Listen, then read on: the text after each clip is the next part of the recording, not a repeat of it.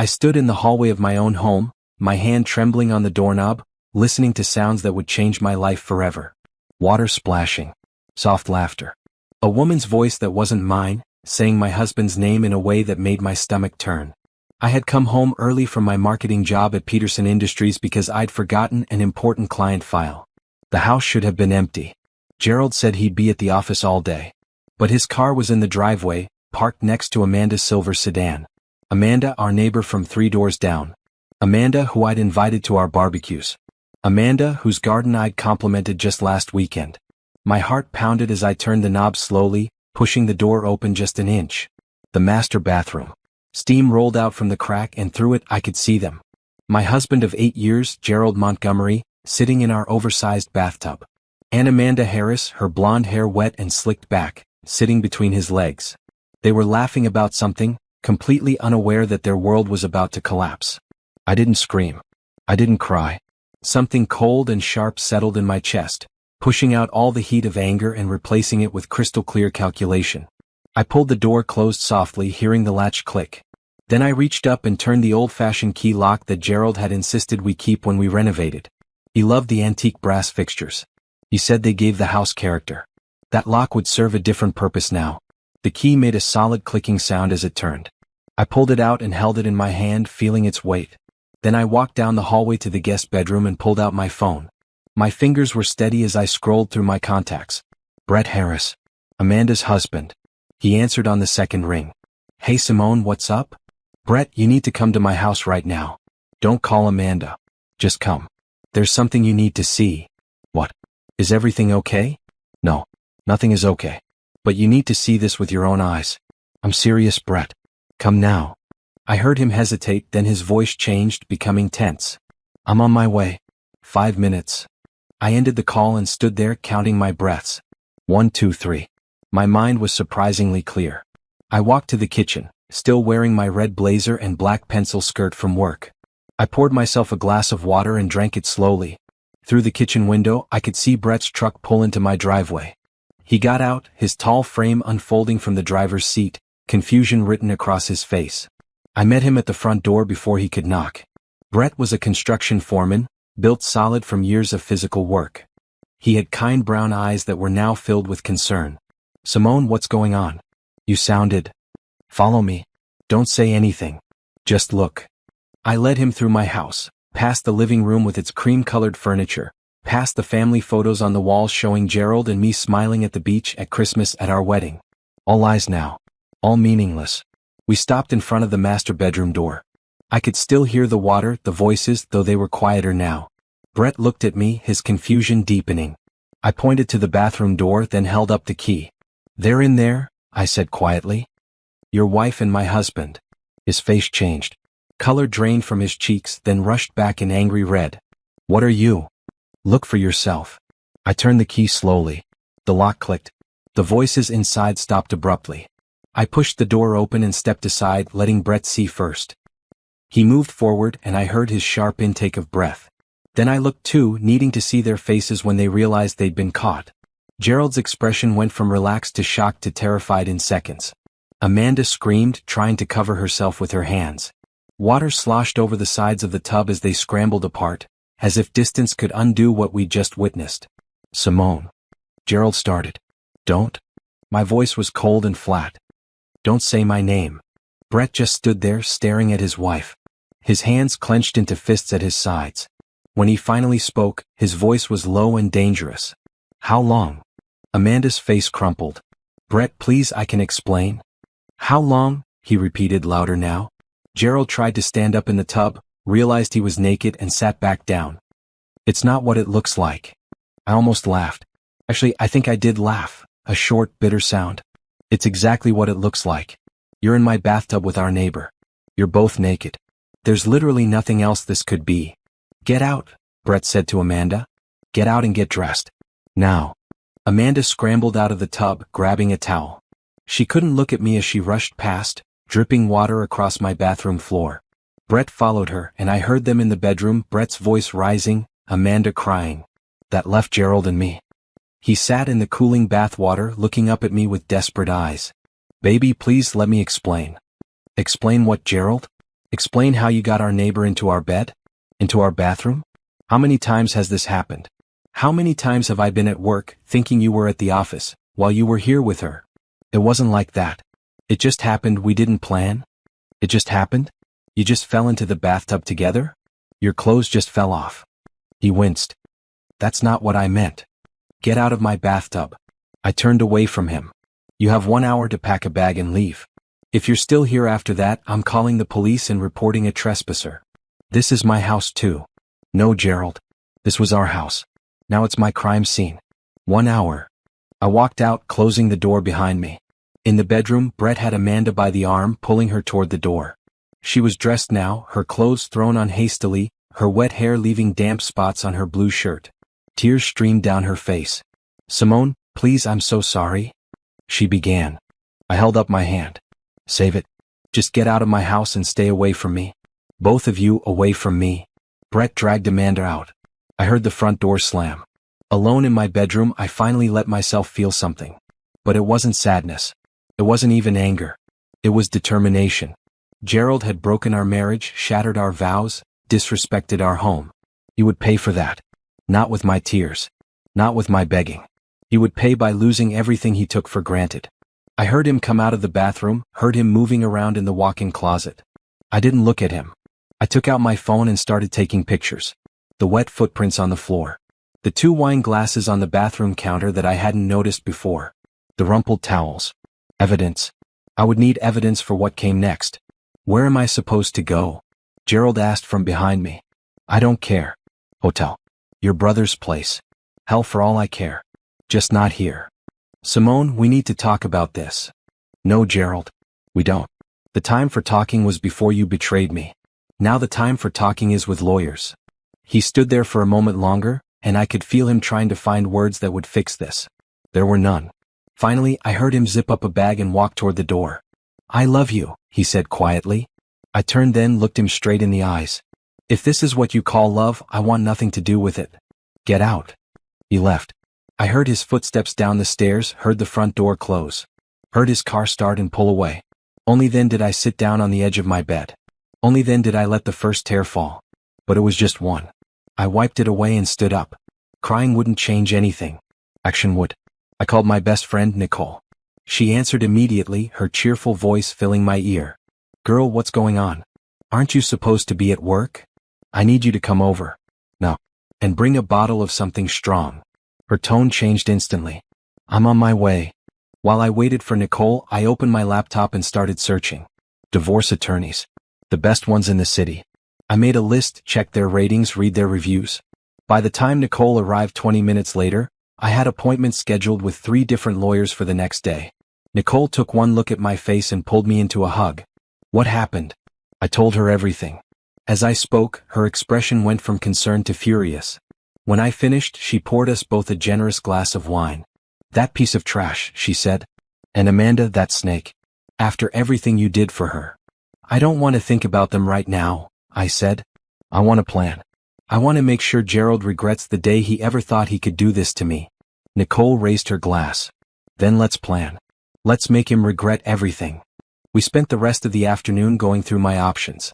Nicole, who worked as a paralegal, knew enough about divorce law to give me a head start. We documented everything.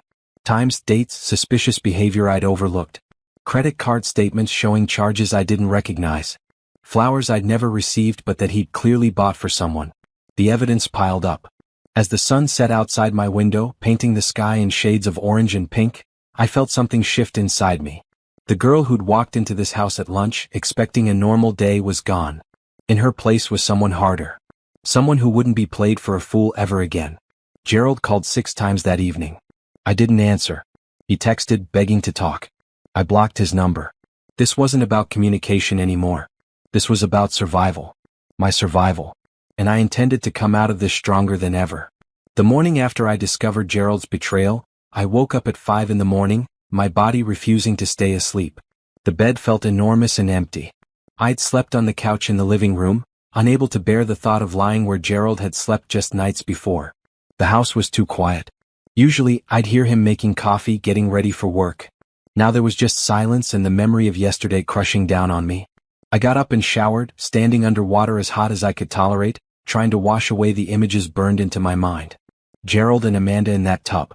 Their faces when they realized they'd been caught. The way he tried to explain as if words could cover the enormity of what he'd done. By 6, I was dressed in a green dress that made me feel powerful, professional. I'd need that power today. My first lawyer consultation was at 8. I made myself breakfast, forcing down toast and coffee even though my stomach churned. I had to keep my strength up. This was a marathon, not a sprint. Nicole texted me at 7. How are you holding up? Surviving, I typed back. Meeting with Attorney Campbell at 8. You've got this. Call me after. The law offices of Campbell and Associates occupied the 15th floor of a glass tower downtown. I'd chosen Harold Campbell specifically. He had a reputation for being thorough, aggressive, and winning. The receptionist led me into a conference room with floor-to-ceiling windows overlooking the city. 3 minutes later, Attorney Campbell walked in. He was 60 with silver hair and sharp blue eyes that missed nothing. Mrs. Montgomery, thank you for coming in. Please sit down and tell me everything. I did. I told him about coming home, about finding them, about locking the door and calling Brett. I showed him the photos I'd taken. The wine glasses. The wet footprints. Everything. He listened without interrupting, making notes on a yellow legal pad. When I finished, he sat back and looked at me appraisingly. You handled this well. Better than most people do in the heat of the moment. These photos will be valuable. Do you have access to financial records? Yes. We have a joint account. I checked last night. There are charges I don't recognize. Restaurants I've never been to. A jewelry store charge from 3 months ago. I never got any jewelry. Get copies of all of that. Every statement you can find. Do you know how long the affair has been going on? I don't. But I intend to find out. Attorney Campbell nodded. Good. Pennsylvania is technically a no-fault divorce state, but evidence of infidelity can certainly impact things like alimony and asset division, particularly if marital assets were used to support the affair. Your husband's income is substantial, correct? Yes. He's a financial consultant. Last year he made close to $400,000. And you? I'm a marketing director. I make $90,000. How long have you been married? 8 years. No children. That simplifies some things. He made more notes. I'm going to be honest with you, Mrs. Montgomery. This will get ugly. Your husband will likely try to downplay the affair, claim it was brief, argue he deserves more of the assets. He'll have a lawyer who'll make you out to be cold, unforgiving, unreasonable. Can you handle that? I met his eyes steadily. I can handle anything at this point. He betrayed me in our home. I'm not the one who should feel guilty. Good. That's the right attitude. I'll take your case. My retainer is $10,000. I'd expected as much. I wrote the check without hesitation. This was an investment in my future. A future without Gerald. After leaving the lawyer's office, I went straight to the bank. I withdrew half of our joint savings and opened a new account in my name only. It was legally my right. Then I went to work. I couldn't just hide at home. I had responsibilities and I refused to let Gerald's actions destroy my career too.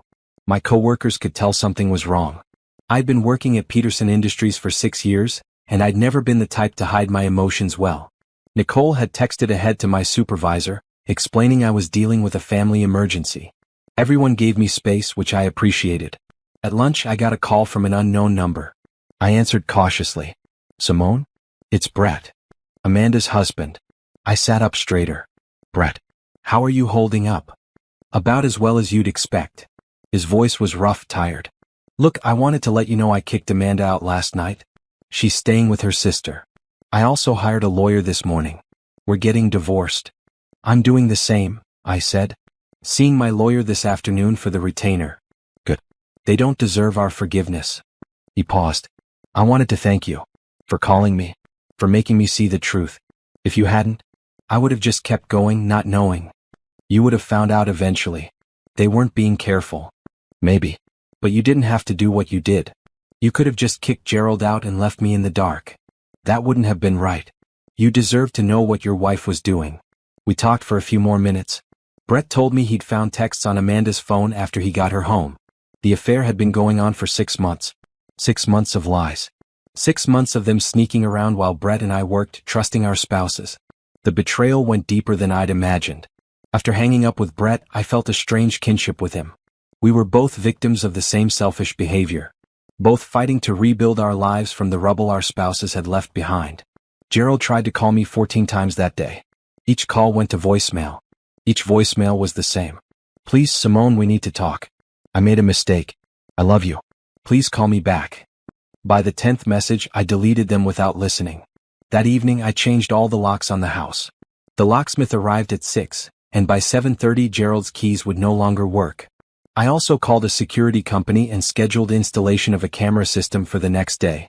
If Gerald tried to break in, I'd have evidence. At 8 there was pounding on my front door.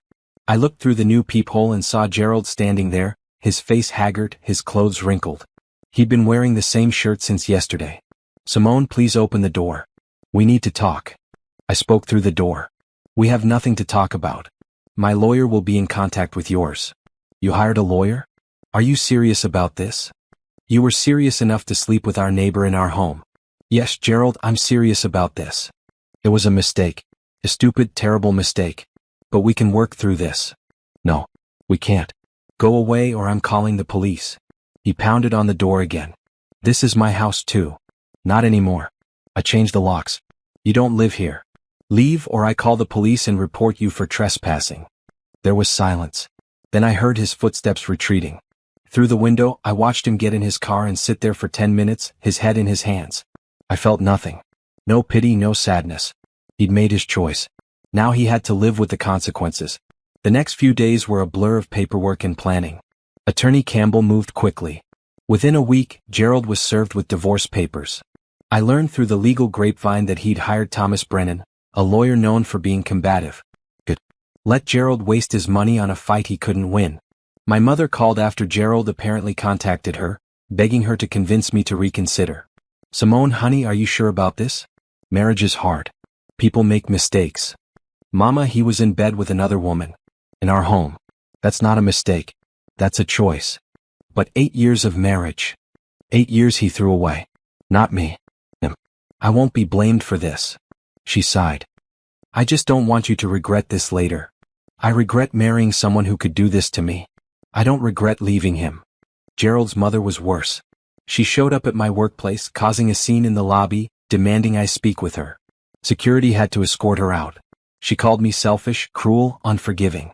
The irony wasn't lost on me. Her son had broken our vows, but somehow I was the villain for refusing to accept it. Through all of this, Nicole was my rock. She came over every evening, brought dinner, sat with me while I cried on the nights when the pain broke through my determination. She never once suggested I forgive Gerald. She just held my hand and let me process. You're going to get through this, she said one night 2 weeks after the discovery. You're one of the strongest people I know. I don't feel strong. I feel broken. Broken things can be fixed. And sometimes they come back stronger than before. I wanted to believe her. Some days I did. Other days I just felt hollow. At work, my boss called me into her office. Patricia Henderson was 55, divorced herself, and had always been supportive. She gestured for me to sit. Simone, I heard about what you're going through. I'm sorry. Thank you. I'm managing. I can see that. You're still producing excellent work despite everything. That takes real strength. She leaned forward. I want you to know that your job is secure. Take whatever time you need. And when you're ready, there's a senior director position opening up in 3 months. I'd like you to apply for it. A promotion. In the middle of my personal disaster, my career was actually looking up. Thank you, Patricia. That means more than you know. You've earned it. Don't let that man take anything more from you than he already has. Her words stayed with me. Gerald had taken my trust, my marriage, my sense of security, but he wouldn't take my future. I wouldn't let him. That night, I went through our photo albums and removed every picture of Gerald. I boxed them up along with his remaining belongings that I'd collected from around the house. His toothbrush, his favorite coffee mug, the books on his nightstand. All of it went into boxes that I stacked in the garage. Eventually, I'd have his lawyer arrange pickup. For now, I just needed them out of my sight. As I worked, I found a card Gerald had given me on our 5th anniversary. To my beautiful wife. Thank you for 5 amazing years. Here's to 50 more. Love always, Gerald. I stared at it for a long time. Had he meant it then? Or had I never really known him at all? I threw the card in the trash and kept packing. The past was gone. I had to focus on building something new. Something better. Something that was just mine. 3 weeks after discovering Gerald's affair, I sat in Attorney Campbell's office reviewing the financial documents his team had subpoenaed. What I saw made my stomach turn. The affair hadn't lasted 6 months like Brett and I had initially believed. Based on credit card statements, hotel charges, and restaurant bills, it had been going on for over a year. Look here, Attorney Campbell pointed to a charge from 14 months ago. Dinner at Chez Laurent. Their prix-fixe menu is $200 per person. Do you remember being there? I shook my head. I've never been there. Gerald told me he was at a business dinner that night. And here, Cartier. A bracelet purchased for $6,000. Did you receive a bracelet? No. Flowers from Bella Blooms. These charges appear every 2 weeks for the past 8 months. $300 each time. I felt sick. I never got flowers. Not once. Attorney Campbell's expression was grim. He was spending marital assets on his mistress. Substantial amounts. We're looking at close to $40,000 over the course of the affair.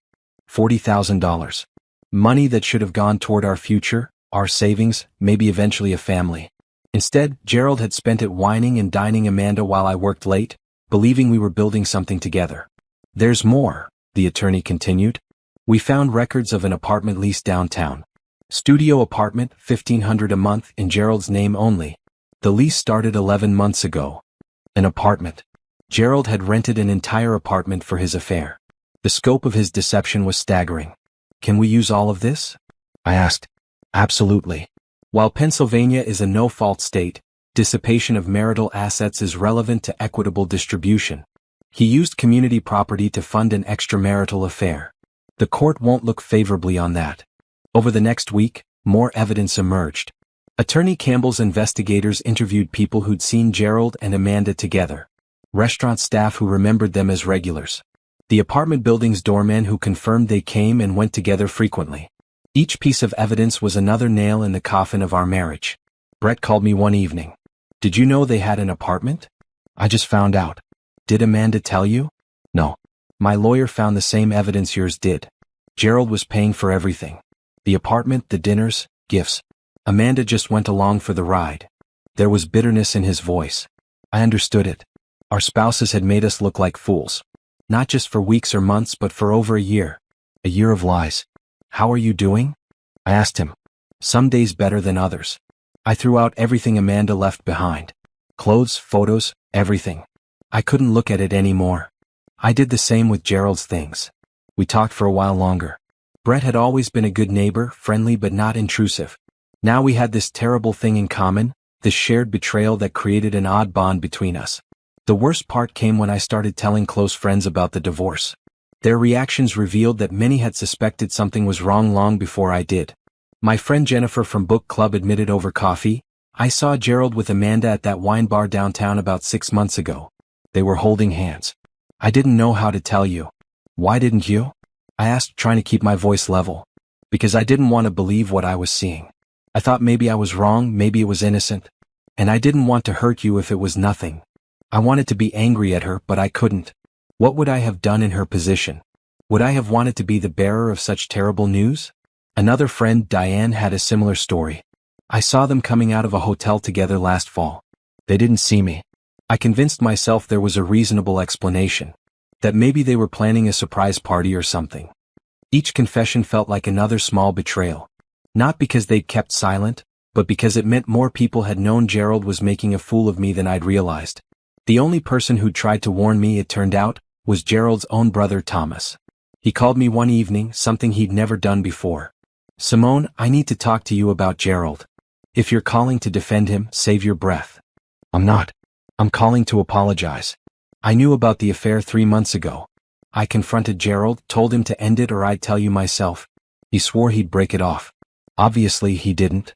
I gripped the phone tighter. Why didn't you tell me anyway? Because he's my brother. Because I thought I could make him do the right thing. I was wrong and I'm sorry. You deserve to know. At least Thomas had tried. That was more than most people had done. Thank you for telling me now. For what it's worth, my wife and I are on your side in this. Gerald destroyed his marriage. That's on him, not you. After hanging up, I felt oddly lighter. I'd been carrying guilt, wondering if I'd missed signs, if I'd been a bad wife, if I'd driven Gerald to this. But the truth was simpler and more painful. Gerald had made a choice. He'd chosen Amanda over our marriage. He'd chosen lies over honesty. And he'd done it consciously, repeatedly, for over a year. At my next meeting with Attorney Campbell, we strategized for the upcoming settlement negotiations. Gerald's lawyer had sent over a proposal that was insulting. He wanted to keep the house, split the savings 50-50, and pay minimal alimony for only 3 years. He's trying to lowball you, Attorney Campbell said. He thinks you'll settle to avoid a trial. We're going to push back hard. Our counteroffer was aggressive. I wanted the house, 60% of the savings to account for the money Gerald had wasted on his affair, and alimony for 7 years. We also demanded he pay all legal fees and half his retirement account. Gerald's response came through his lawyer. He was furious. He called me directly, somehow getting my new number. 60%? Are you trying to destroy me? No, Gerald. You destroyed yourself. I'm just making sure I'm not left with nothing after you threw away our marriage. I made a mistake. I'm paying for it. But this is excessive. You spent $40,000 of our money on your mistress. You rented an apartment to hide your affair. You lied to me for over a year. And you think asking for 60% is excessive? That money wasn't just yours. I earned it. We earned it. We were married. Everything was supposed to be ours. But you decided to spend it on someone else. So yes, I think I'm entitled to more than half of what's left. You tried a different tack. What about our memories?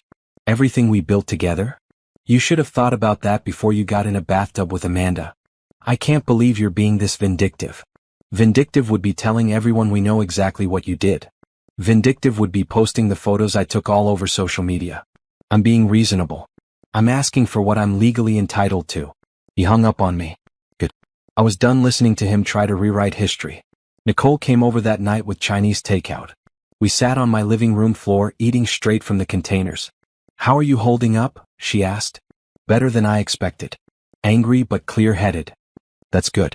Anger can be useful if you channel it right. I'm channeling it into making sure Gerald regrets what he did. Nicole raised her soda can. To revenge served cold. I clinked my can against hers. And legal.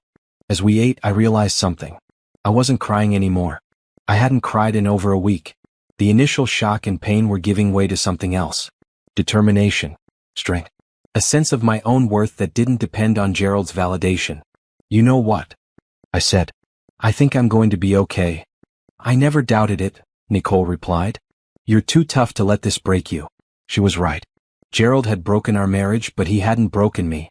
And as I moved forward with the divorce, gathering evidence, building my case, preparing for court if necessary, I felt myself getting stronger. This wasn't the end of my story. It was just the end of a chapter one should have closed a long time ago. My mother showed up at my door on a Saturday morning, holding a casserole dish and wearing her most determined expression. I knew immediately this wasn't a social visit. We need to talk, she said, walking past me into the kitchen. I closed the door and followed her. Good morning to you too, Mama. She set the casserole on the counter and turned to face me. Simone, I've been patient. I've given you time. But this divorce has gone on long enough. It's time to think about reconciliation. There's nothing to think about. Gerald cheated on me. Men make mistakes, baby. They do foolish things. But you can't just throw away 8 years of marriage over one mistake. It wasn't one mistake. It was a year-long affair. Multiple lies. Thousands of dollars spent on another woman. My mother waved her hand dismissively. Money can be replaced. But a good husband is hard to find. Gerald has a steady job, he comes from a good family, he provides well. Those things matter. I stared at her, feeling my temper rise. What about respect? What about trust? What about him honoring his vows? Do those things not matter? Of course they matter. But marriage is about forgiveness. About working through hard times. Your father and I had rough patches. Did Daddy cheat on you? No, but then it's not the same thing. You and Daddy worked through disagreements, arguments, maybe times when money was tight. Gerald betrayed our marriage vows in the most fundamental way possible. That's not something you just forgive and move on from. My mother's face softened. Simone, honey, I'm trying to protect you. Once you're divorced, you'll be alone. You're 32 years old. Finding another man won't be easy. Her words hit like a slap. So I should stay with someone who disrespected me, who lied to me, who broke my heart because I might not find someone else? Do you hear how that sounds? I'm being practical. I'm your mother. I don't want to see you struggle. I'd rather struggle alone than be comfortable with someone who makes me feel worthless. Gerald didn't mean to make you feel worthless. Then what did he mean to do when he chose Amanda over me? When he rented an apartment to meet her? When he spent our money buying her gifts? What message was he sending other than that I wasn't enough? My mother sighed, sitting down at my kitchen table. I just worry about you. Divorce is hard. People will talk. Let them talk. I'm not living my life based on what other people think. Gerald's mother called me. She's very upset. I'm sure she is. Her son destroyed his marriage. She says you're being unreasonable. That you won't even talk to Gerald. Of course I won't talk to him. What's there to say? We communicate through our lawyers now. That's how this works. My mother looked tired suddenly. I had hopes for you too. Grandchildren. Family dinners. Now all of that is gone. The mention of grandchildren stung. Gerald and I had been planning to start trying for a baby next year. That dream was gone now, ashes like everything else we'd planned. I wanted those things too, Mama. But Gerald took them away when he made his choices. I can't bring back something he destroyed. We sat in silence for a moment. Then my mother reached across the table and took my hand. I love you. I want you to be happy. If you truly believe divorce is the only way forward, then I'll support you. But I had to try one more time to see if there was another path. There isn't. Not for me. I deserve better than what Gerald gave me. Yes, she said quietly. You do. I just wish he'd been the man we thought he was. After my mother left, I felt drained. She wasn't the only one pressuring me to reconsider. Gerald's sister had sent me a long email about family loyalty. 2 of our couple friends had stopped calling, apparently choosing Gerald's side. Even my own aunt had suggested I was being too harsh and should consider counseling. But I had my supporters too. Nicole, unwavering in her friendship. My friend Diane, who'd admitted she'd seen Gerald with Amanda and regretted not speaking up. And surprisingly, Brett, who understood exactly what I was going through. Brett and I had started meeting for coffee once a week.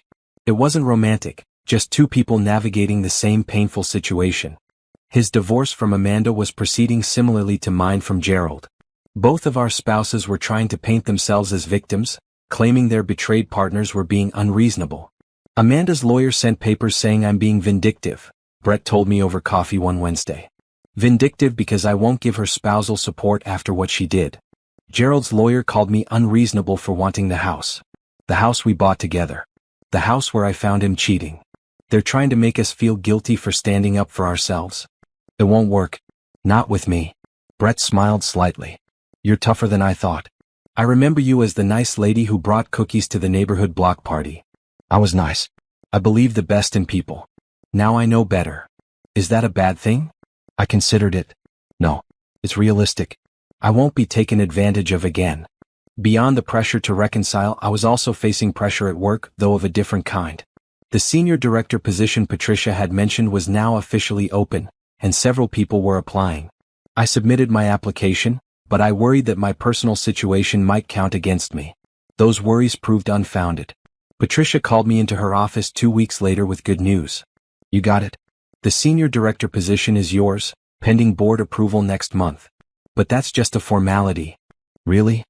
I felt a surge of genuine joy the first in weeks. Thank you, Patricia. You earned it. Your work on the Randolph campaign was exceptional. The client specifically requested you for their next project. That kind of reputation doesn't go unnoticed. The promotion came with a substantial raise, a larger office, and more responsibility. It also came with validation that my worth wasn't tied to my marriage or Gerald's opinion of me. I was valuable on my own. I celebrated with Nicole that night. We went to our favorite restaurant, and for the first time since discovering the affair, I felt genuinely happy. You're glowing, Nicole observed. This is good for you. It feels good. Like I'm finally moving forward instead of just surviving. That's because you are moving forward. You're not letting what Gerald did define you. As I sipped my wine, I thought about the past month. The pain was still there, sharp and real. But it wasn't consuming me anymore. I was building something new. A career that was thriving. Friendships that had deepened. A sense of self that didn't rely on someone else's validation. Still, there were hard moments. Late at night, when the house was quiet, I sometimes felt the loneliness creep in. I'd reach for my phone, see Gerald's blocked number, and have to resist the urge to unblock it and call. Not because I wanted him back, but because 8 years of marriage didn't just disappear overnight. I started seeing a therapist, Dr. Robinson, a kind woman in her 50s who specialized in divorce recovery. She helped me process the anger and grief without judgment. It's normal to have conflicting feelings, she told me during one session. You can hate what Gerald did and still grieve the loss of the relationship. Those feelings can coexist. I don't want to grieve. I want to be angry. Anger is easier. Anger is a shield. But underneath it there's hurt. And that hurt needs to be acknowledged before you can fully heal. I didn't like that answer, but I knew she was right. So I let myself feel it. The hurt, the betrayal, the loss.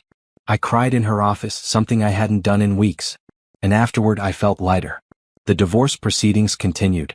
Gerald's lawyer was trying every tactic to reduce my settlement, but Attorney Campbell was relentless. Every attempt to minimize the affair or its impact was met with documented evidence. Every claim that I was being unfair was countered with facts about Gerald's behavior. 2 months after the discovery, we finally had a settlement conference. Gerald, his lawyer, Attorney Campbell, and I sat in a conference room at the courthouse. It was the first time I'd seen Gerald in person since that day. He looked terrible. Thinner, older, with dark circles under his eyes. He tried to catch my eye, but I kept my gaze on my lawyer or on the mediator. I wouldn't give him the satisfaction of my attention. The mediator laid out the issues. Asset division, alimony, debt responsibility. For 3 hours we negotiated. Gerald's lawyer pushed back on everything. I remained calm, letting Attorney Campbell handle the talking. Finally, the mediator suggested a break. Gerald followed me into the hallway. Simone, please, can we just talk? Alone. No. We communicate through our lawyers. I miss you. I miss us. What we had was real. I finally looked at him, then really looked at him. What we had was a lie, Gerald. You made sure of that. Now leave me alone. I walked away and I didn't look back. The settlement conference had failed to produce an agreement, which meant we were heading toward trial. Attorney Campbell had warned me this might happen. Gerald wasn't willing to accept the terms I'd proposed, and I wasn't willing to accept his lowball offers. We were at an impasse. Trials are expensive, Attorney Campbell reminded me in his office. Emotionally and financially. Are you sure you want to go this route? I'm sure. Gerald needs to understand he can't cheat and lie and then walk away with half of everything like nothing happened. All right then. Let's prepare for battle. The next 2 months were exhausting. Attorney Campbell's team gathered more evidence, deposed witnesses, built the strongest case possible. They interviewed the doorman at Gerald's secret apartment. The jeweler who sold him Amanda's bracelet. Even some of Gerald's co-workers who'd covered for him during his afternoon meetings with Amanda. Brett provided a deposition as well. He spoke about the impact of the affair on his marriage, the financial strain Amanda's spending had caused, and how Gerald had involved him unknowingly by using work events as cover stories. Gerald told me several times he couldn't make our poker nights because he had to work late, Brett testified. Later, I found out those were nights he was with Amanda. My own deposition was grueling. Gerald's lawyer, Thomas Brennan, was every bit as aggressive as his reputation suggested. He tried to paint me as a cold, unforgiving wife who'd refused to give Gerald a second chance. Isn't it true, Mrs. Montgomery, that you locked your husband in the bathroom and called another man before even speaking to your husband? I called the other betrayed spouse, yes. And I locked the door to prevent them from leaving before he arrived. Doesn't that seem vindictive? No. It seems like ensuring the truth came out. Did you consider that perhaps your husband and Mrs. Harris were just talking? That nothing inappropriate was happening? I stared at him. They were naked in my bathtub. What part of that is just talking? Attorney Campbell smiled slightly but said nothing. He didn't need to. The question was ridiculous and everyone in the room knew it. Brennan tried another angle. Isn't it true you've refused all attempts at marriage counseling? Gerald never suggested marriage counseling. He suggested I forgive him. Those are different things. But if he had suggested counseling, would you have considered it? No. Why not? Because the marriage was over the moment he betrayed our vows. Counseling can't fix that. So you had no interest in saving your marriage? I had no interest in staying married to someone who disrespected me so completely. The questioning went on for hours. By the end, I was exhausted but composed. I told the truth calmly and clearly. That was all I could do. Gerald's deposition was a disaster for him. Attorney Campbell was merciless. Mr. Montgomery, how long were you involved with Amanda Harris? About 6 months. Really? Because we have credit card receipts going back 14 months. Gerald shifted uncomfortably. Well, we were friends before it became physical. Friends who had dinner at romantic restaurants? Friends who exchanged expensive gifts. We were close, yes. And when did this friendship become sexual? I don't remember exactly. Attorney Campbell pulled out a document. This is the lease for the apartment on 5th Street. It's dated 11 months ago. You don't rent an apartment for a friendship, do you? Gerald's lawyer objected, but the damage was done. Gerald had been caught in a lie and it was on record. The trial date was set for early spring, 3 months away. In the meantime, life went on. I threw myself into work, taking on extra projects to keep busy. The promotion to senior director was officially approved, and I moved into my new office with a view of the city skyline. Patricia took me to lunch to celebrate. You've impressed the board. They're already talking about you as a potential vice president in a few years. Really? That's incredible. You've earned it. You're producing excellent work even during a difficult personal time. That shows character. Character. I'd always thought I had character. But this situation had tested it in ways I'd never imagined. I discovered I was stronger than I'd known, more resilient, more capable of standing alone. Brett's divorce was proceeding faster than mine. Amanda had agreed to a settlement, probably because she knew she had no leverage. She'd been unemployed when the affair started and had brought nothing to the marriage financially. Brett gave her a small payout and kept the house.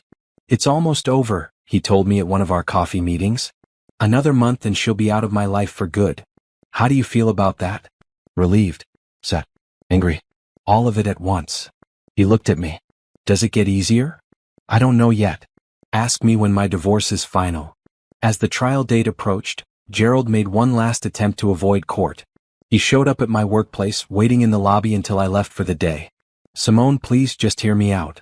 I tried to walk past him, but he stepped in front of me. I can't do this trial. It's going to destroy me financially. That's not my problem, Gerald. Please. I'm begging you. Let's settle. I'll agree to your terms. Just call off the trial. I stopped and looked at him. He seemed genuinely desperate.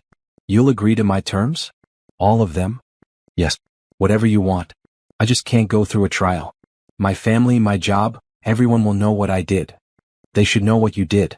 You destroyed our marriage. I know. I know I did. And I'm sorry. More sorry than I can say. But please, Simone. Have mercy. Mercy. He wanted mercy after showing me none. After lying for over a year. After spending our money on his mistress. After breaking every promise he'd ever made. I'll think about it, I said finally. But I'm not promising anything. I called Attorney Campbell that evening. Gerald wants to settle on our terms. Do you want to settle?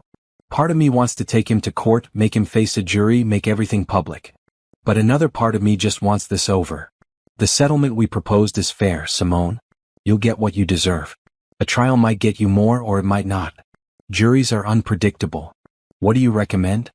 I recommend you do what feels right for you. If you're tired of fighting, settle. If you need your day in court, we'll take him to trial. Either way, you win. I thought about it for 3 days. I talked to Nicole, to Dr. Robinson, to Brett. Everyone had opinions, but ultimately the decision was mine. Finally, I called Attorney Campbell. Accept the settlement. Let's be done with this. The final settlement was signed 2 weeks later. I got the house, 60% of our savings, Gerald's agreement to pay all legal fees, 7 years of alimony, and half his retirement account. In return, I agreed not to pursue further claims and to keep the details of the affair confidential outside of legal proceedings. It wasn't a complete victory, but it was enough. More importantly, it was over. The divorce would be final in 60 days. That night, I sat in my living room, the house finally, truly mine. No more Gerald. No more fighting. No more lawyers or depositions or angry phone calls. Just peace. Nicole came over with champagne. To freedom. To freedom, I echoed, clinking my glass against hers. As we drank, I felt something shift inside me. For months, I'd been in survival mode, fighting, defending, protecting what was mine. Now I could start thinking about what came next. Not just surviving, but actually living again. What are you going to do now? Nicole asked. What? Really live. No more waiting for someone else to make me happy. I'm going to make myself happy. That's the spirit. I smiled, and for the first time in months, it felt completely genuine. Gerald had taken a lot from me, but he hadn't taken everything. I still had my home, my career, my friends, my future. And that was more than enough.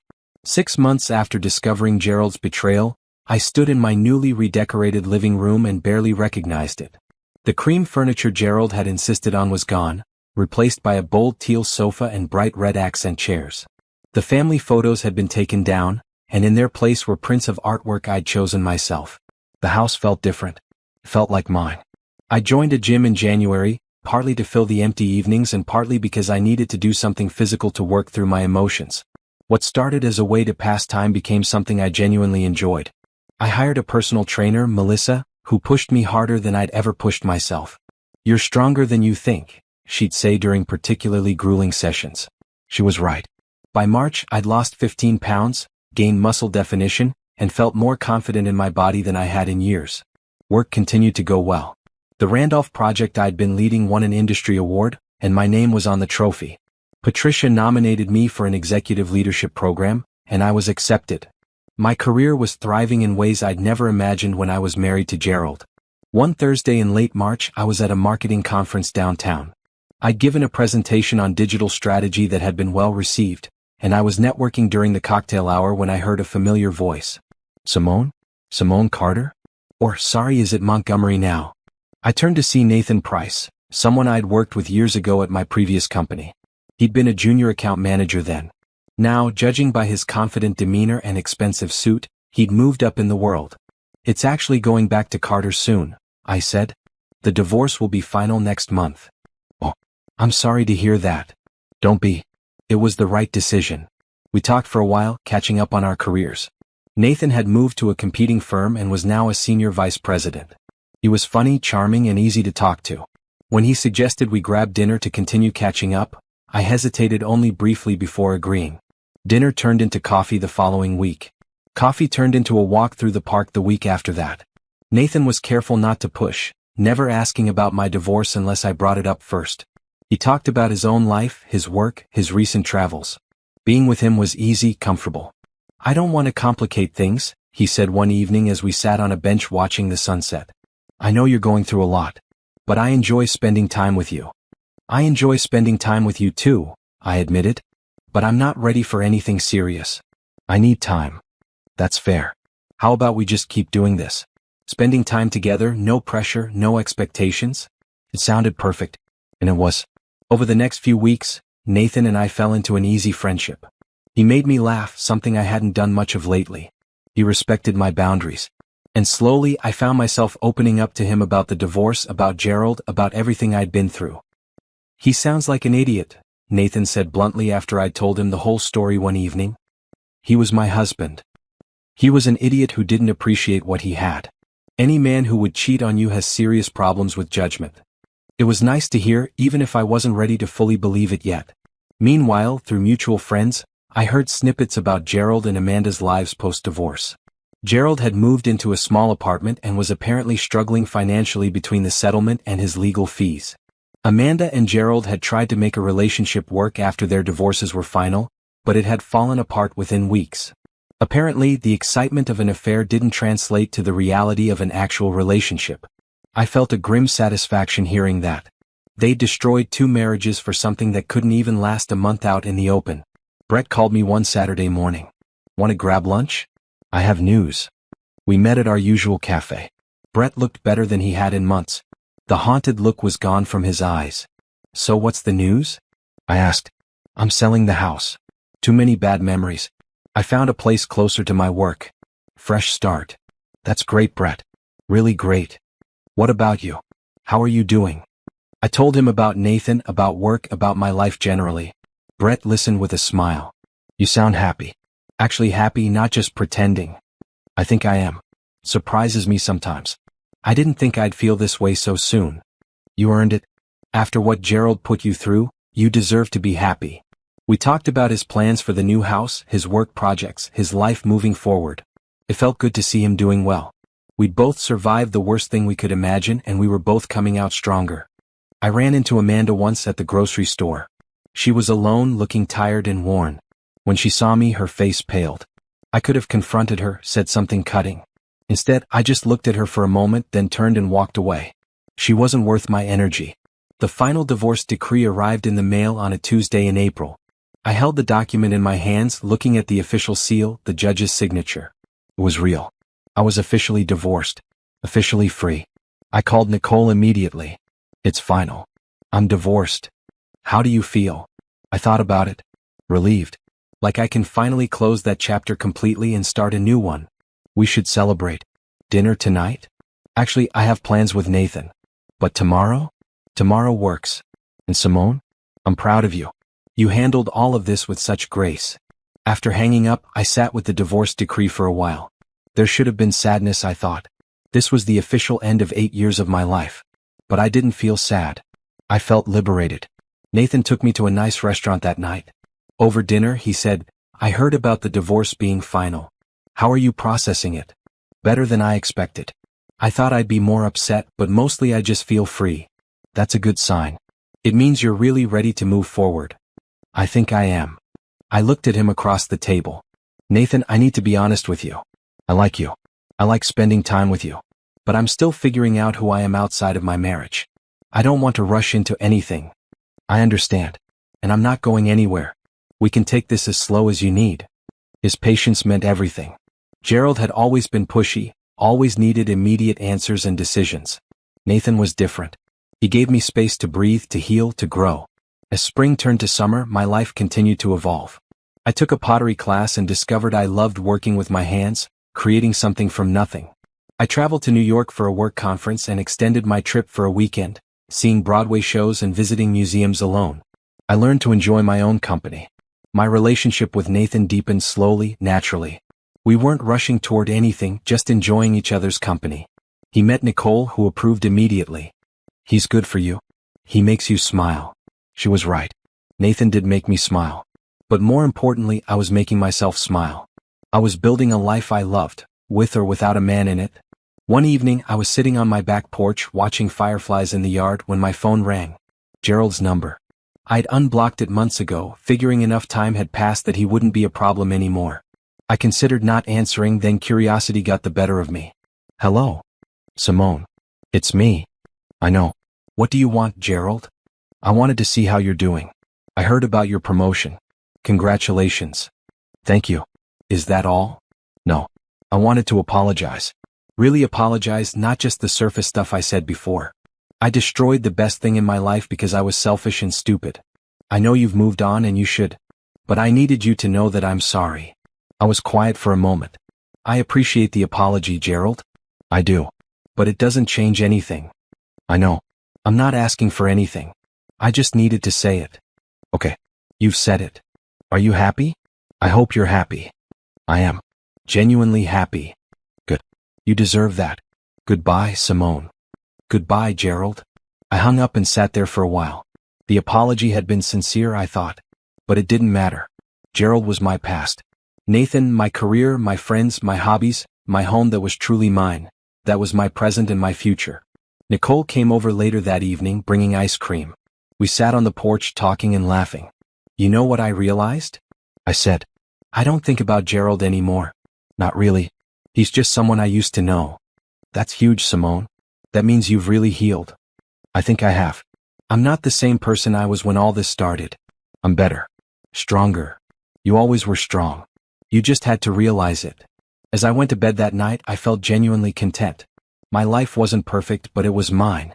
I'd survived betrayal, divorce, and heartbreak. And I'd come out the other side not just intact, but thriving. That was something to be proud of. Summer arrived with bright sunshine and temperatures that made me grateful for my backyard pool. I'd had it cleaned and updated, adding new deck furniture in cheerful yellow and blue. Nathan came over most weekends and we'd spend lazy afternoons swimming and talking. "I could get used to this," he said one Saturday, floating on his back in the water. "Me too. This is the first summer I've actually used the pool in years." Gerald was always too busy. His loss. We'd been seeing each other for 3 months now, and while we still weren't officially dating, it was starting to feel like more than friendship. Nathan was patient, never pushing for more than I was ready to give. But I could feel myself wanting more. One evening, as we sat on the deck watching the sunset, Nathan took my hand. "Simone, I need to tell you something." My stomach clenched. "Okay. I know we've been taking this slow and I respect that. But I need you to know that I'm falling for you. I have been for a while now. And if you're not interested in this becoming something more, I need to know so I can protect my own heart." I looked at our joined hands, then at his face. He looked nervous, vulnerable. "I'm falling for you too. I have been. I just kept telling myself it was too soon, that I wasn't ready." "Are you ready now?" "I think so. Or at least, I want to try. Nathan, you've been so good to me. So patient. I don't want to hurt you. Then don't. Just be honest with me and we'll figure it out together. I leaned over and kissed him. It was our first kiss and it felt right. Natural. Like coming home. So we're doing this? I asked when we pulled apart. We're doing this. Being in a relationship with Nathan was completely different from being married to Gerald. Nathan listened when I talked. He asked about my day and actually cared about the answer. He supported my career ambitions instead of seeing them as competition. He made me feel valued for who I was, not who he wanted me to be. We kept things quiet at first, not broadcasting our relationship. But word got around. Nicole was thrilled. Finally. I thought you two would never make it official. Were we that obvious? Girl, you've been lighting up around him for months. I'm just glad you finally admitted it to yourself. At work, Patricia noticed the change in me. You seem happier lately. More relaxed. I am. Life is good right now. I'm glad. You've earned some happiness after everything you went through. Through mutual friends, I heard that Gerald's life was continuing its downward spiral. He'd been passed over for a promotion at work, apparently because his personal drama had affected his professional reputation. He was still living in his small apartment, struggling to adjust to his reduced circumstances. The man who'd once lived in a beautiful house and driven a luxury car was now scraping by. I should have felt satisfaction, but I mostly felt nothing. Gerald was irrelevant to my life now. His struggles weren't my concern. Amanda's life wasn't going much better. According to the neighborhood gossip chain, she'd moved in with her sister after her divorce and was working at a retail store, having never developed her own career during her marriage to Brett. She and Gerald had tried to reconnect briefly, but it hadn't lasted. Apparently, reality couldn't live up to the fantasy they'd built in their affair. Brett and I still met for coffee occasionally. He'd settled into his new house and was dating someone new, a woman named Rachel who worked at his company. She's different from Amanda, he told me. Genuine. Kind. She doesn't play games. I'm happy for you, Brett. You deserve someone good. So do you? This Nathan guy sounds great. He is. It's scary sometimes letting someone in again. But it's good too. I get that. I think that's the hardest part of moving on. Learning to trust again. Trust. It was something I'd thought I'd never be able to do again after Gerald. But Nathan was proving me wrong. He was consistent, reliable, honest. He did what he said he'd do. He kept his promises. Small things maybe, but they mattered. One night, Nathan and I were at his apartment, cooking dinner together.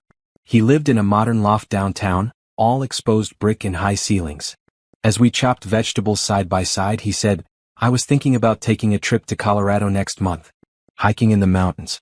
Want to come? A trip together? That's a big step. I know, but I think we're ready. Separate rooms if you want. No pressure. Just a chance to get away and spend time together. I thought about it. A trip meant taking our relationship public, making it real in a way that weekend dates didn't. It meant trusting him enough to be away from my safety net of friends and familiar places. Okay, let's do it. His face lit up. Really? Really? I think it sounds wonderful. The trip to Colorado in August was everything I needed. We hiked mountain trails, watched sunrises from our hotel balcony, talked for hours about everything and nothing. Nathan was attentive without being clingy, giving me space when I needed it but always there when I wanted company. One evening, sitting by a campfire at our lodge, Nathan said, I love you, Simone. I probably shouldn't say it yet, but I do. My heart skipped. I'd known this was coming, felt it building between us. But hearing the words out loud was still overwhelming. I love you too, I said and realized it was true. I did love him. Not the desperate, clinging love I'd felt for Gerald at the end, trying to save something that was already dead. This was different. Calmer. Deeper. Real. We didn't rush things when we got back from Colorado. Nathan understood that I needed to take my time, that I was still healing from what Gerald had done.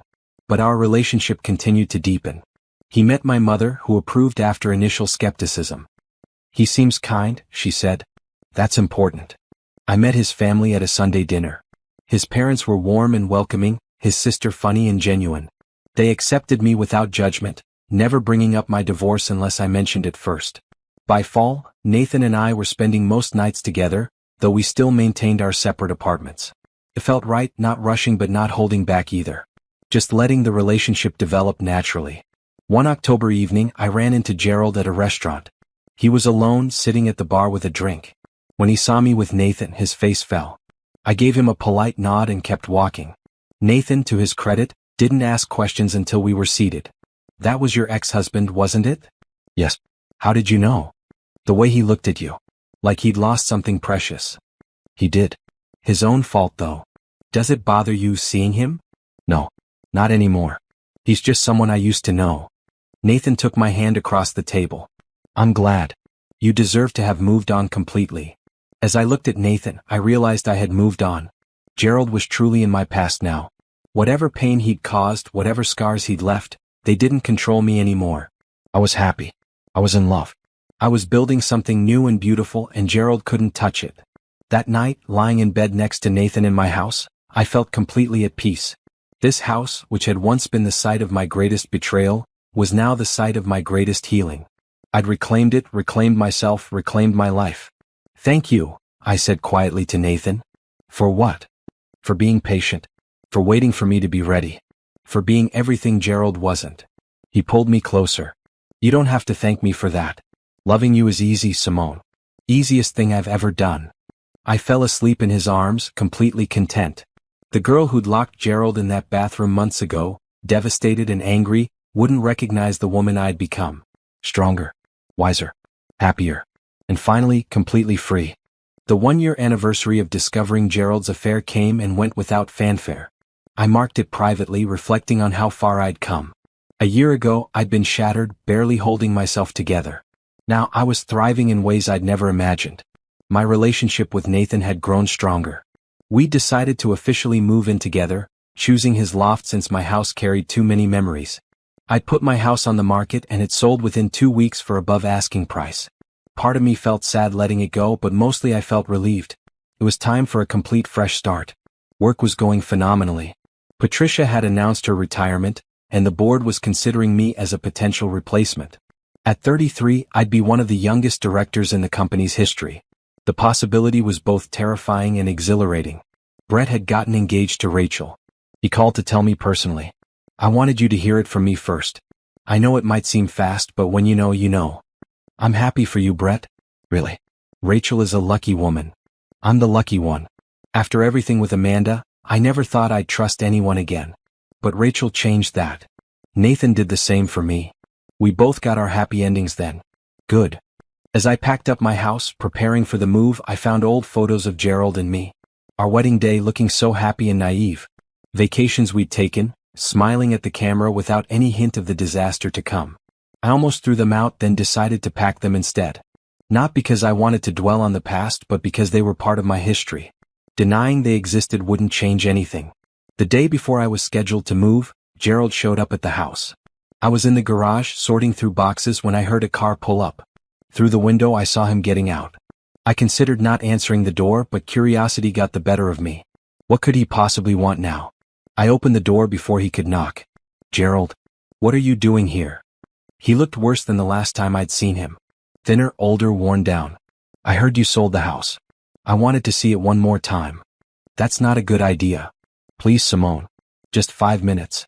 Then I'll leave you alone forever. Against my better judgment, I let him in. We stood in the empty living room, our footsteps echoing on the hardwood floors. I have so many memories in this house, Gerald said quietly. We were happy here once. Were we?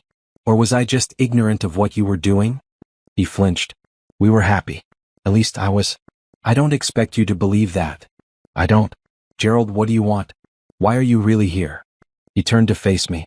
I heard you're moving in with someone. Nathan Price. I looked him up. You have no right to look up anyone in my life. I know. I'm sorry. I just needed to know if you were happy. I'm happy. Extremely happy. Nathan is everything you never were. I know. I can see it in you. You look different.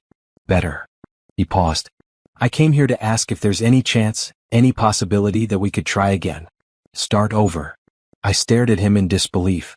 Are you serious? After everything, you think there's a chance? I've changed, Simone. I've been in therapy. I understand what I did wrong. I could be different now. No, Gerald. You couldn't. And even if you could, I don't want you to. I don't want you at all. I've moved on. I'm in love with someone else. You need to accept that and move on too. I can't. You were everything to me. No, I wasn't. If I was everything, you wouldn't have cheated. You wouldn't have lied. You wouldn't have destroyed what we had. You did that, not me. Nathan's car pulled into the driveway. He'd said he'd come by to help me finish packing. When he saw Gerald's car, his expression hardened. He got out and walked over. Is everything okay here? Nathan asked, positioning himself slightly in front of me. Everything's fine, I said. Gerald was just leaving. Gerald looked between us and I saw the moment he finally accepted reality. His shoulders slumped. I'm sorry for everything, Simone. I hope you know that. I do. But it doesn't change anything. Goodbye, Gerald. He walked to his car without another word. I watched him drive away and I felt nothing but relief. Nathan put his arm around me. Are you all right? I'm perfect. He wanted another chance. What did you tell him? I told him the truth. That I'm in love with you and I've moved on completely. He needed to hear it. Nathan kissed the top of my head. Good. Because I'm not letting you go. We finished packing the house together. The next day, movers came and transported everything to Nathan's loft. Our loft now. As I arranged my things next to his, mixing our lives together, I felt a sense of rightness I'd never felt with Gerald. That evening, we christened our new living situation with takeout and champagne on the balcony. To new beginnings, Nathan said, raising his glass. To new beginnings, I echoed. As I looked out over the city lights, Nathan's arm around me, I thought about how different my life looked now compared to a year ago. I'd lost a marriage, but I'd gained myself. I'd lost a husband, but I'd found real love. I'd been broken, but I'd rebuilt myself stronger. Nicole came over the next day to see the place. She wandered through the loft, approving of how we'd arranged everything. You seem really happy, she observed. I am. Happier than I've been in years. Maybe happier than I've ever been. That's what you deserve. After everything Gerald put you through, you deserve all the happiness in the world. As she left, I realized something. I'd stopped thinking of myself as Gerald's ex-wife. I wasn't defined by his betrayal anymore. I was just Simone Carter, senior director at Peterson Industries, girlfriend to Nathan Price, friend to Nicole and Brett and so many others. A complete person in my own right. That night, Nathan and I were cooking dinner together when he said, I've been thinking about the future. Our future. What about it? I know we've only been together officially for a few months. But I'm 35, you're 33. We're not kids. And I know what I want. My heart started beating faster. What do you want? You. A life with you. Eventually, marriage, maybe kids if you want them. I'm not proposing now, he added quickly. It's too soon. But I wanted you to know that's where I see this heading. If that's where you see it heading too. I thought about Gerald's proposal years ago. It had been romantic, public, with all our friends watching. But looking back, I wondered if I'd really chosen it or just gotten swept up in the moment. This felt different. Nathan wasn't pressuring me or making a grand gesture. He was just being honest about his intentions, giving me space to decide if they aligned with mine. I see it heading there too, I said. Not now, but eventually. When we're both ready. He pulled me into a hug. That's all I needed to hear. As we ate dinner, talking about potential futures, possible plans, dreams we both had, I felt completely at peace. This was what love should feel like. Safe, warm, honest. Not the desperate, anxious feeling I'd had with Gerald toward the end, always wondering if he was telling the truth, always second-guessing myself. The final decree from my divorce had come months ago, but this felt like the real ending. The moment when I truly closed the door on that chapter of my life and fully committed to the next one. Gerald was gone. The pain was gone. All that remained was possibility. 14 months after discovering Gerald's betrayal, I was running late for a meeting. I grabbed a coffee from the shop near my office, rushing through the door while checking my phone. I nearly collided with someone coming out. Sorry, I looked up and froze. Brett was standing there holding his own coffee. Simone. Well, how are you? I'm good. Great, actually. How are you? Congratulations on the engagement. Thanks. Rachel and I are getting married in 2 months. Small ceremony, just close friends and family. We stepped aside to let other customers pass, standing on the sidewalk in the autumn sunshine. You look really happy, Brett observed. I am. Life has been good. Work is going well. Nathan and I moved in together. Everything just feels right. Nathan. That's the guy you're with now. Yeah. He's wonderful. Completely different from Gerald in every way that matters. Brett smiled. Rachel is the same for me. Different from Amanda in all the right ways. Isn't it funny how something so terrible led us both to something so good? Funny isn't the word I'd use. But yeah, I guess there's some truth to that. We both got out of bad situations and found better ones. Have you heard anything about Gerald or Amanda lately? I shook my head. No, and I don't want to. That part of my life is over. I don't need updates on what they're doing. Fair enough. I'm the same way with Amanda. Rachel knows about the affair, about everything that happened, but we don't talk about it much. It's just not relevant anymore. We chatted for a few more minutes about our lives, our jobs, our plans. Then Brett said, I'm glad I ran into you. I've wanted to say thank you for a long time. Thank me? For what? For that day. For calling me, for making sure I saw the truth. If you hadn't done that, I'd probably still be with Amanda, still being lied to, still unhappy without knowing why. You gave me the truth even though it hurt. That took guts. I'd never thought about it that way. I just did what I thought was right. You deserved to know. You did more than what was right. You could have just kicked Gerald out and left me in the dark. But you didn't. You made sure I knew, even though it wasn't your responsibility. I'll always appreciate that. We both survived it, Brett. That's what matters. More than survived. We both came out better. Stronger. After we said goodbye, I went to my meeting, but Brett's words stayed with me. We had both come out stronger. The betrayal that could have destroyed us had instead pushed us to rebuild ourselves better than before. That evening, I told Nathan about running into Brett. It's nice that you two stayed friendly, Nathan said. Not everyone could maintain that after what you went through together.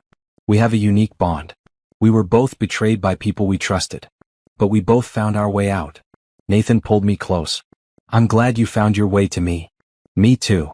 As fall progressed toward winter, my life continued its upward trajectory. Patricia's retirement was official, and I was named as her replacement, becoming director of marketing at Peterson Industries. The promotion came with a substantial raise, a corner office, and the respect of colleagues who'd watched me handle my personal crisis with grace while still excelling at my job. My first day in the new role, I sat at my desk and looked around at the space that was now mine. Floor-to-ceiling windows overlooking the city. Modern furniture in bright blue and red. My name on the door. I'd earned this. Not through my marriage or anyone else's help, but through my own hard work and dedication. Nicole took me out to celebrate. You did it, Simone. You're officially a big deal. I don't know about big deal, but I'm proud of myself. You should be. 2 years ago, you were picking up pieces of your shattered life. Now look at you. She was right. If someone had told me during those dark days after discovering Gerald's affair that I'd end up here, happy and successful and in love, I wouldn't have believed them. But here I was. Through the professional grapevine, I heard that Gerald had left his company. Apparently, the scandal of his affair and messy divorce had damaged his reputation too much. He'd moved to another city, starting over somewhere new. I felt a distant pity for him, but nothing more. His struggles weren't my concern anymore. Amanda, I heard through old neighborhood friends, was still living with her sister and working retail. She dated a few people but nothing serious. The woman who destroyed her marriage for an affair had learned that affairs don't translate to lasting relationships. I should have felt satisfaction at their struggles, but I didn't. They were irrelevant to me now. Whether they succeeded or failed, rebuilt or stayed broken, none of it affected my life anymore. What did affect my life was the joy I felt every morning waking up next to Nathan. The pride I felt walking into my office as director. The deep friendships I'd maintained and strengthened. The relationship with my mother, which had improved once she'd seen how truly happy I was now. I was wrong, my mother admitted during Sunday dinner at her house. I thought you should forgive Gerald, try to save the marriage. But seeing you now, I understand. You made the right choice. Thanks, Mama. That means a lot. Nathan is a good man. Much better than Gerald ever was, even when Gerald was on his best behavior. Nathan, who was helping my father with something in the garage, had won my mother over completely. He was respectful, thoughtful, and genuinely interested in family. Everything Gerald had pretended to be but never truly was. As Christmas approached, Nathan surprised me with a weekend trip to a cabin in the mountains. We spent 2 days snowed in, cooking together, reading by the fire, talking about everything and nothing. On Christmas Eve, sitting by the fire with hot chocolate, Nathan said, "This past year with you has been the best of my life." Mine too. I never thought I'd be this happy again after everything that happened. Do you think about it? The affair, the divorce, all of it? Sometimes. But not with pain anymore. More like remembering a storm that passed. It was terrible while it was happening, but it's over now. And somehow, the sky seems brighter after a storm. Nathan kissed me softly. I love the way you see things. You take terrible situations and find meaning in them. I had to. Otherwise, Gerald would have destroyed me. I refused to let him have that power. As we sat there, snow falling outside the window, fire crackling in the fireplace, I felt completely content. This was everything I'd thought I had with Gerald but never did. Real intimacy. True partnership. Honest love. My phone buzzed with a text from Nicole. Merry Christmas Eve. Love you. I texted back. Love you too. Thanks for everything. For what? For being there through the worst time of my life. For never judging. For helping me get through it. That's what friends do. Plus, look at you now. You didn't just get through it. You triumphed. Triumph. It was a strong word, but maybe it was accurate. I'd taken the worst betrayal of my life and turned it into an opportunity for growth. I'd lost a cheating husband and gained myself. That felt like triumph. As I put my phone away and settled back into Nathan's arms, I thought about the year ahead. There would be challenges at work with my new role. Nathan and I would face obstacles as any couple does. Life wouldn't be perfect, but I was ready for it. I'd proven to myself that I could handle anything. Betrayal, divorce, rebuilding my entire life from scratch. If I could survive all that and come out stronger, I could handle whatever came next. What are you thinking about? Nathan asked. The future. And how I'm not afraid of it anymore. Good. Because our future is going to be amazing. I believed him. And more importantly, I believed in myself. That was the real gift Gerald's betrayal had given me. Not the pain, not the anger, but the eventual realization that I was stronger than I'd ever known. That I could stand alone even if I preferred to stand with someone. That my worth wasn't determined by someone else's treatment of me, but by how I chose to treat myself. Gerald had tried to break me. Instead, he'd rebuilt me into someone better. Someone who knew her own strength. Someone who wouldn't settle for less than she deserved ever again. That was the real victory. Not revenge, not Gerald's suffering, but my own transformation. I was Simone Carter, director of marketing, girlfriend to an amazing man, friend to wonderful people, and most importantly, a woman who knew her own worth. And that was enough. More than enough. It was everything. 2 years after discovering Gerald's betrayal, I stood in front of a mirror in my bedroom, smoothing down my red dress. Not a wedding dress, but a beautiful cocktail dress for an important evening. Tonight was the company gala, and as director of marketing, I'd be giving a speech about our achievements over the past year. Nathan came up behind me, fastening his watch. You look beautiful. Thank you. You clean up pretty well yourself. He was wearing a sharp navy suit that made his eyes look even more striking. We'd been living together for over a year now, and the relationship had only gotten stronger. There was talk of engagement, but we weren't rushing. We both knew we'd get there when the time was right. My phone buzzed with a text from Nicole. Break a leg tonight. You're going to kill that speech. I smiled. Nicole had been promoted too, becoming a full attorney at her firm. We'd both risen in our careers, proving that personal tragedy didn't have to derail professional success. The gala was held at the city's most prestigious hotel. As Nathan and I entered the ballroom, decorated with white flowers and twinkling lights, I felt a surge of pride. I'd helped plan this event. My team had worked tirelessly to make it perfect. Patricia, now retired but still attending company events, found me immediately.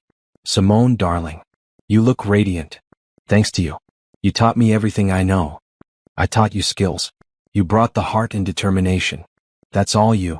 As we mingled, I ran into coworkers, clients, industry contacts. Everyone congratulated me on the department's success. The Randolph campaign had won 3 industry awards. Our digital strategy had become a case study taught in marketing classes. Under my leadership, the department had thrived. When it was time for speeches, I took the stage confidently. 2 years ago, I'd been a woman who could barely get out of bed some mornings. Now, I was speaking in front of 200 people without a hint of nervousness. Good evening, everyone. As Director of Marketing, it's my pleasure to share what we've accomplished this year and where we're headed next. I spoke for 10 minutes about our successes, our challenges, our goals. The audience was engaged, nodding, some taking notes. When I finished, the applause was genuine and enthusiastic. Nathan was waiting for me as I stepped off the stage. You were amazing. I meant every word. We have a great team. As the evening continued, I felt genuinely happy. Not the frantic, desperate happiness I'd sometimes felt with Gerald, trying to convince myself everything was fine. Real, deep, contented happiness. Later in the evening, I excused myself to use the restroom. When I came out, I nearly bumped into someone. I looked up to apologize and found myself face to face with Amanda. She'd clearly lost weight, not in a healthy way. Her clothes were nice but not expensive. Her makeup was carefully applied, but it couldn't hide the exhaustion in her eyes. "Simone," she said quietly. "Amanda." I kept my voice neutral. "I heard you were doing well. Director now. Congratulations." "Thank you." There was an awkward pause. Then Amanda said, "I know you don't want to hear this, but I need to say it anyway. I'm sorry. For everything. For what I did to you, to Brett, to both of your marriages. It was wrong and I've regretted it every day since." I studied her for a moment. The apology seemed genuine. But it didn't change anything. "I appreciate the apology," I said finally. "But it doesn't matter anymore. What you did pushed me to rebuild my life, and I'm better off now than I ever was with Gerald. So in a strange way, I should thank you." Amanda looked pained. "I heard you're with someone new. That you're happy." "I am. Very happy." "Good. You deserve that. I know you probably don't believe me, but I do mean that." I nodded. "I hope you find happiness too, Amanda. Real happiness, not the kind built on someone else's destruction." She blinked back tears. "Thank you for saying that. I don't deserve your kindness." "Maybe not. But I'm not saying it for you. I'm saying it because holding on to anger and bitterness would only hurt me. I've moved on completely. You should too." I walked past her back to the ballroom. Nathan looked up as I approached, concern on his face. "Everything okay? You were gone a while." I ran into Amanda. "Your ex-husband's affair partner? Here?" "She works for one of our client companies apparently." "It's fine." She apologized, I accepted it, and that chapter is truly closed now. Nathan pulled me onto the dance floor. As we swayed to the music, he said, "You handled that with grace. I'm proud of you." I handled it with indifference. She's not important enough to hate anymore. The rest of the evening was perfect. Dancing with Nathan, laughing with colleagues, celebrating our successes. This was my life now. Full, rich, meaningful. As we drove home, Nathan said, "I've been thinking about something." "What's that?" "About us. About our future." He glanced at me. "I'm ready to make this permanent, Simone. Whenever you are." My heart skipped. "Are you asking what I think you're asking?" "Not officially. Not yet. But soon.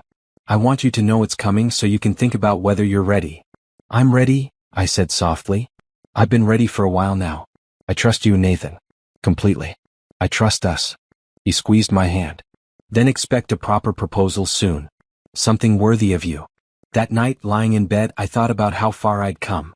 2 years ago, I'd been standing in my hallway, listening to my husband betray me. Now, I was lying next to a man who cherished me, planning a future built on honesty and genuine love. My phone buzzed. A text from Brett. "Hey, just wanted to let you know Rachel and I are expecting. Baby girl due in 6 months." I smiled and texted back congratulations. Brett had found his happy ending too. We'd both survived the worst and built something better. Over the next few months, life continued its upward trend.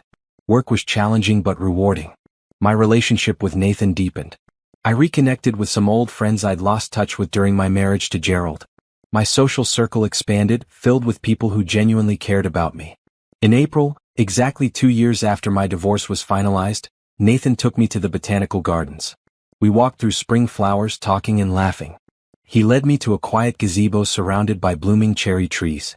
"Simone," he said, taking both my hands, "these past 2 years have been the happiest of my life. You're strong, compassionate, brilliant, and beautiful. You make me want to be a better person every single day." He got down on one knee, pulling a small box from his pocket. "I know you've been married before. I know it didn't end well. But I'm not Gerald. I will never be Gerald. I will spend every day of our marriage showing you what real love looks like. Will you marry me?" I looked at the ring, simple and elegant, perfect for me. Then I looked at Nathan, this man who'd been so patient, so understanding, so genuinely good. "Yes," I said, pulling him up to kiss him. "Yes, I'll marry you." He slipped the ring onto my finger and we stood there for a long moment, just holding each other. "I promise you," Nathan said, "you'll never regret this." "I know. I trust you." Completely. As we walked back through the gardens, my hand in his, I felt overwhelming gratitude. Not for the betrayal itself, but for what it had forced me to become. Stronger. Wiser. More certain of my own worth. Gerald had tried to destroy me, but he'd failed. Instead, he'd freed me to become the person I was always meant to be. Someone who knew her value. Someone who wouldn't settle for less than she deserved.